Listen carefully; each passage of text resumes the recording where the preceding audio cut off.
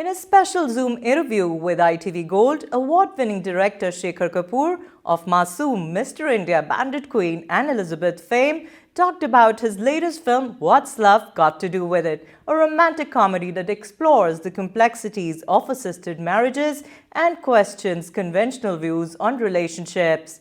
Written and produced by Jemima Khan, What's Love Got to Do With It stars Lily James, Shazad Latif, Shabana Azmi and Emma Thompson, amongst others. We highly recommend watching the nationwide release of the film What's Love Got to Do With It on May 5th. In the meantime, we invite you to enjoy the insightful interview with one and only Shekhar Kapur.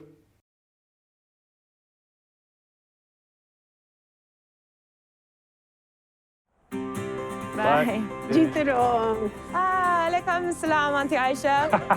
What? You still can't say it. Assalamu alaikum, Aisha. There you go. Oh, that's exactly what I just said. Oh, is that Grinder? To anyone we should meet? No. I'm getting married. You are? Who's the lucky lady? Don't know yet. What do you mean? I'm getting an arranged marriage. Well, assisted marriage. That's what we're calling it these days. Dare I ask, what about love? You grow to love the person you're with. What, like Stockholm Syndrome? So, your ideas for your next film? I could follow my childhood friend to marry a stranger chosen by his parents.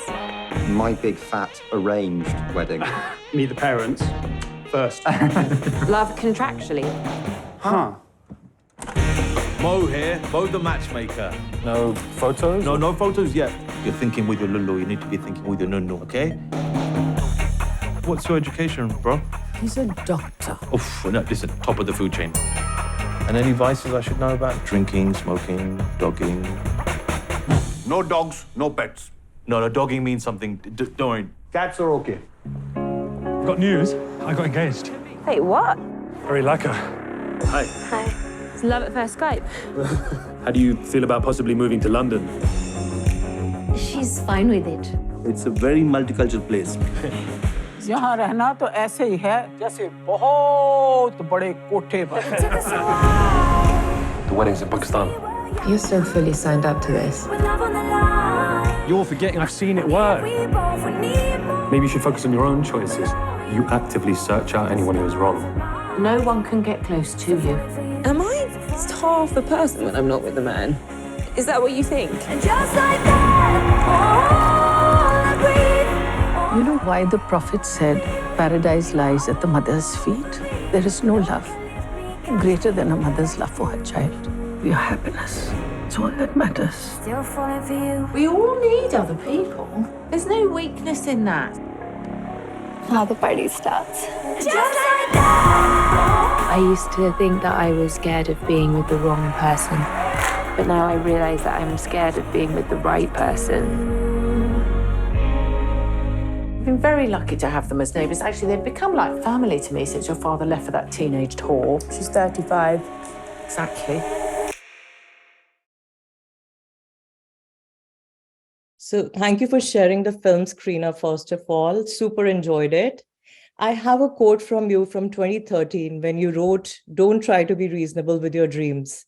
So my question is, if being irrational and mad is the key to love, why do some individuals opt for arranged or assisted marriages instead? Interestingly, the movie What's Love Got to Do With It highlights the irony that arranged marriages have a higher success rate when compared to love marriages.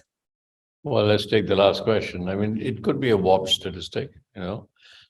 It's possible that arranged marriages last longer because families and they're surrounded by community, right? As possible, it's also possible because the communities not only keep them together, but don't let them separate. It's more difficult to separate. I don't know. I was surprised by that statistic, yeah, but who knows? But it is possible that it's the togetherness of the community that keeps it going, you know, because communities. Regarding your quote, love is madness. I mean, when did anybody say that it's a reasonable idea? How can love be a reasonable idea? It's no more than is faith a reasonable idea? Or what is the reason behind it? Reasonable is something that you can explain and you can say, okay, this is what love is. I can go on describing love and I would never end. If you ask me, love is a longing, love is a yearning, and love will always be a mystery. And if you take the mystery out of love, rather like if you take the mystery out of life, then why would you live? Why would you know? I mean, look, the idea of mystery is you don't quite know what's going to happen tomorrow. Mhm. If we knew exactly what was going to happen tomorrow in our lives, then why have a life? Well, there would be no adventure. So no adventure in love is so for me, love is a huge mystery, always will be. And I would imagine that even in the film, at the end, they don't say, okay, now happily ever after. They said, all right, let's give it a go. Yeah. Mm, beautiful. How was the reunion with Shabana Azmi? You worked with her in Masoom, and now after a gap of so many years, It's great. how did it go? Like all those years hadn't passed. We just carried on from where we left off. You know, it was very good. It was very comforting, and Shabana, of course, has grown even greater as an actor since then. She understands. I mean, her ability to come out with nuances is quite incredible. Just a little shift of the eyes, a little gesture, a little change in the voice, and suddenly the whole performance changes. She has that ability. She's that kind of an actor. Certainly. And you've done Bandit Queen, you've done Elizabeth. Was a love story like this ever on your radar that you wanted to ever attempt? How did No, it come along? Well, the script came to me through the people working title that had done Elizabeth and Golden Age with me. I was attracted to the script. I was attracted to the uncertainty of the script. Mhm. That, and that is, and when people talk about a rom-com, in the end, everything's certain. The rush to the airport or the train station, and suddenly Midori and everybody lives happily ever after. This was different. This wasn't like that. And that's what I enjoyed about the script. And I knew that if I had to make a love story that had a lot of truth in it, Mhm. I'm not going to make a love story in which everything is certain, It's so I like the uncertainty of how, the nursery rhymes became different ideas. Yeah, that was beautifully done. I loved all the aspects of that. And yeah, I don't want to reveal too much for the audience, but that was like the plus for me. And then, since you don't have anybody else right now, I can probably ask another question. The film addresses some serious themes related to cultural identity, family expectations, and love. How did you ensure that these themes were handled sensitively while still maintaining the film's light-hearted tone? Well, as a director, you don't ensure, you just hope for the best. If I would ensure, then I would be a director that actually knows what he's doing. You don't know? Most of the time I walk in, it's for me, even making a film is like falling in love. It's an exploration. And in that exploring with myself and with the actors and my crew, we discover new things about ourselves, about the actors, about the telling of the story. But what that does do is brings a certain amount of honesty into it. So what you perceive as being able to sort of put everything together, because we were compassionate people.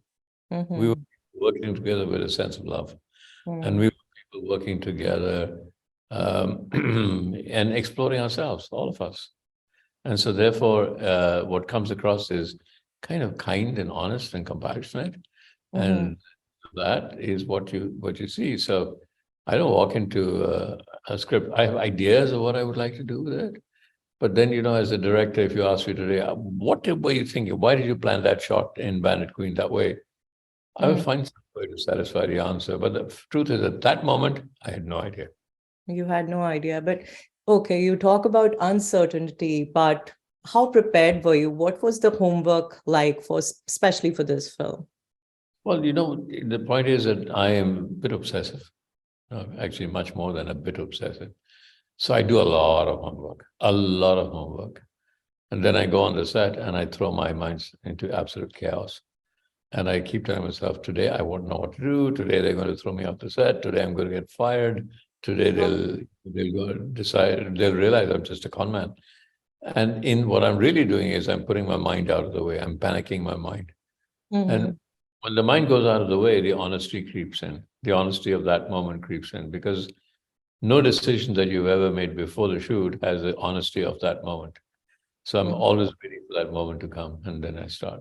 And sometimes I tell the actors, well, tell me what you want to do. And I remember Kate Blanchett, because I did 2 films with her, she knew exactly what I was doing. She says, Shekhar, There are 200 people waiting for a decision, and you're asking me what to do because you can't decide. I said, well, we'll see. Yeah, tell me what you like to do, and then something would emerge. Okay. What are some of the key messages or takeaways that you hope audiences will leave the cinema with after watching What's Love Got to Do with It? That it didn't matter if it was a Muslim family. It could have been a Greek family. It could have been a Chinese family. It could have been a Filipino family. I mean, I've had journalists like yourself, or the Filipino and Italian journalists who say, oh our families are just like that. Our marriages are just like that. I could see ourselves. I could see my grandmother in that film.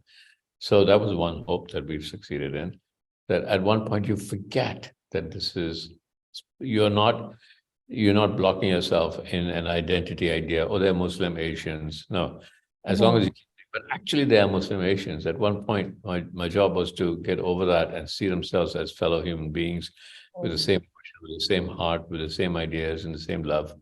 And I think the film succeeded in that. And the other one I wanted desperately, because we shot the film during COVID when people are actually dying a lot.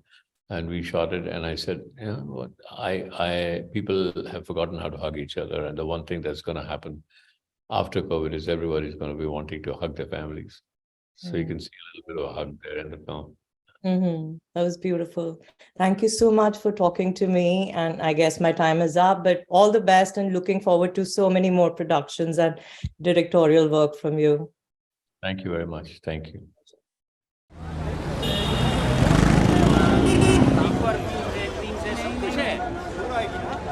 Okay, question.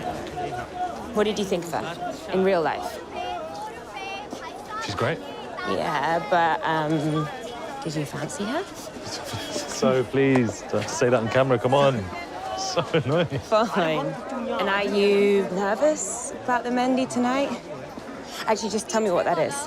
Well, in Pakistan, we really like to draw out the wedding celebrations. It's over 3 days. And first is the Mendi, which is tonight. And kind of like a stag and a hen rolled into one. Except your grandparents are there, which is lovely. And the groom isn't stripped naked and tied to a lamppost. And then the next day is the nikah, which that's the actual marriage. And the shadi, then the walima. But the main thing is you have to look like you haven't enjoyed your first night together. What if you haven't enjoyed your first night together? No comment? No comment.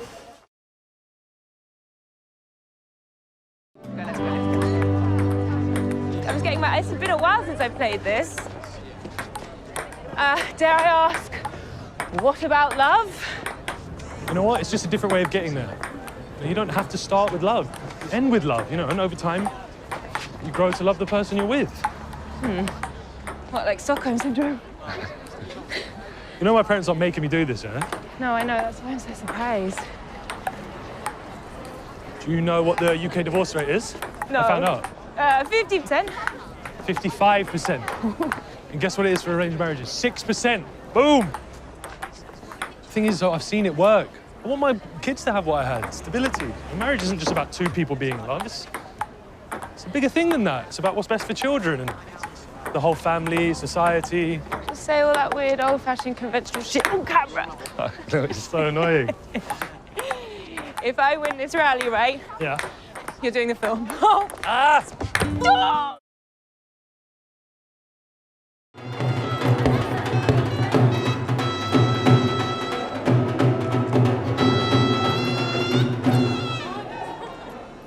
You look very beautiful. Thank you. Hi. Hi. Hi. इन औरतों ने इतने urea कपड़े क्यों पहने हुए? This is Poochie, baby. And that's Mousy, Toffee, and Pinky. शर्म नहीं आती इनको? मैंने घर जाना है. John, please, don't leave. Not yet. Let her leave. When dinosaurs leave, at least we all can relax.